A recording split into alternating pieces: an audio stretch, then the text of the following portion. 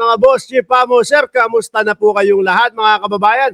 Shout out doon sa nagbe-birthday nating founder. Wala pong iba kundi si Chai Cher ho, mga bossing. Founder ho ng Cereza Force Family. O yan unang-una ka. Sir Archie Beroya, Aurelia Adena, Joel Q ng Cereza Force. Sino pa nandiyan? Si Ma'am Neng Gigi na napakaaga. Hindi ka late ngayon Margie Barcebal. Sino pa nasa taas? Sino pa? Annalisa Oso. Mamaya na yung iba. Umpisahan agad natin ito mga boss Chief Amo sir. Bakit? Ay nako, akala nating lahat tapos na. Yung kay Yusek Cabral. Nako, hindi pa ho mga bossing. Bakit? Alam nyo naman po mga kababayan, madami pa din po ang mamamayang Pilipino, mga kababayan natin Pilipino ang hindi po satisfied doon po sa investigasyon na ginawa kay Yusek Cabral. No? Madami pa din po sa mga kababayan natin ang naniniwala na si Yusek Cabral it's either pinatay or buhay pa hanggang sa ngayon. Kasi mga bossing, ang dami naman talagang butas niyan. 'Di ba? Kasi naman mga kababayan, talaga namang kagaya na lang noon sa asawa. Sa mister. Ang hirap paniwalaan na talagang si Yusek Cabral, yung nandoon, yung namatay. Di ho ba mga boss Chief Amo sir? Bakit? Tignan nyo naman po. Unang-una, umpisang-umpisa, siya pa yung nagwawala, nagagalit, nabubwisit. Kasi daw po, o-otopsiyahin daw po ng gobyerno. Ayaw po nung asawa. Biruin mo.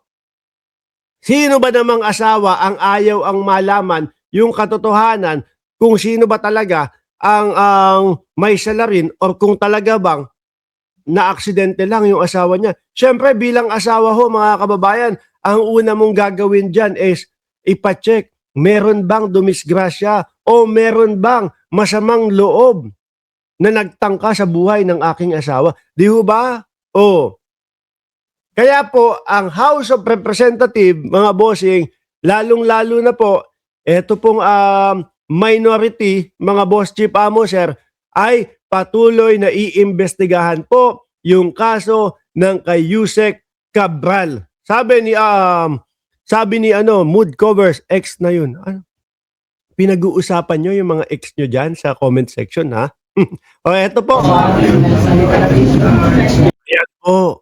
Nagpre-prepara at talagang hindi titigilan kung ano talaga ang totoong nangyari doon po sa kaso nung kay Yusek Cabral. Mga bossing, ang daming pakulo No? Ang daming irregularidad Ang daming yung tipo bang malayo sa katotohanan.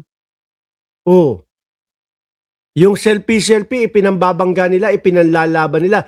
Mark, merong selfie yung driver na nagpicture doon. Pwede po nga ang ginawa doon, mga boss Chief Amo sir, nag-selfie at pagkatapos umalis din na. Pagkatapos sumakay na. Wala naman hong video na nakita kung paano talaga nalaglag. Meron na video na nadaanan ng mga sasakyan si Yusek Cabral habang nakaupo doon. Pero mga kababayan, pwedeng pagka-selfie, pagkadaan ng video, baka kasama nila yung mga dashcam na yon. Pagkatapos, sige, sakay na. Tapos ano next step natin? Punta tayo, biyahe tayo, papunta doon sa baba ng Pilipinas. Backdoor. Di po ba? Kaya po ako, para po sa akin, sang-ayon po ako dito, mga boss Chief Amo sir, sa isasagawa na investigasyon ng Kongreso, mga bossing. Sabi ni Ma'am Mood Covers, sino maglalakas loob na tumulak sa kanya sa highway yun? Nakita nyo naman po, walang CCTV at bibihira. Pwedeng, nasa sa isip ko lang ho ito, mga bossing Chief Amo sir, kasi talagang yung mga pagkakasunod-sunod nung kay Lalabiste, na hindi niya inilalabas yung Cabral files, na hindi niya nilalabas yung Cabral files hanggat hindi patay si Yusek Cabral, mga bossing. pwedeng iharang lang ng konti yung sasakyan. Tapos medyo itulak ng konti kasi nasa gutter, nasa gilid lang ho eh. No? Kagiliran lang ho. Sabi ko nga lagi sa inyo, hindi masyadong kailangan ng puwersa at yung pagkakatulak eh hindi naman dapat malakas at hindi lalabas doon sa otopsiya na tinulak. Pwedeng ganun ho. At pwede pa rin ho talaga mga kababayan. Yung sinasabi ng mga karamihan ng Pilipino na buhay pa si Yusek Cabral at nakikita nga sa Europa, nakikita nga naiispatan, sabi ni ano yun, ni Ngalbo yun, hindi ako may sabi doon ha, sabi naispatan itong si Yusek Cabral doon sa Europa. Yaan po. Kaya ako, mga bossing, doon sa napakabilis na investigasyon ng PNP at napakabilis na pagkuha ng DNA test, mga boss chief amo sir, para ho sa akin ito, mas okay po na talagang malaman lahat, talagang mausisa lahat, talagang matanong yung mga tao ng harapan, yung mga nakapaligid kay Yusek Cabral. Di ho ba? Malay nyo, mabuko. Tapos, yung pagtatanong nitong mga kongresista natin, mag-lead kung nasaan si Yusek Cabral. Di ba? Yung bangkay naman, pwedeng maaari na ibang bangkay ang inilagay doon. Di ba mga kababayan? Talagang madami pong umiikot na espekulasyon, madami pong umiikot na teorya dito kay Yusek Cabral. Akala ko mga bossing, wala na, tapos na, okay na. Kaso hindi po, ito mismo yung minority ng Congress, talagang sila yung magpupursige. Ituloy natin ito. Malaman natin ang katotohanan.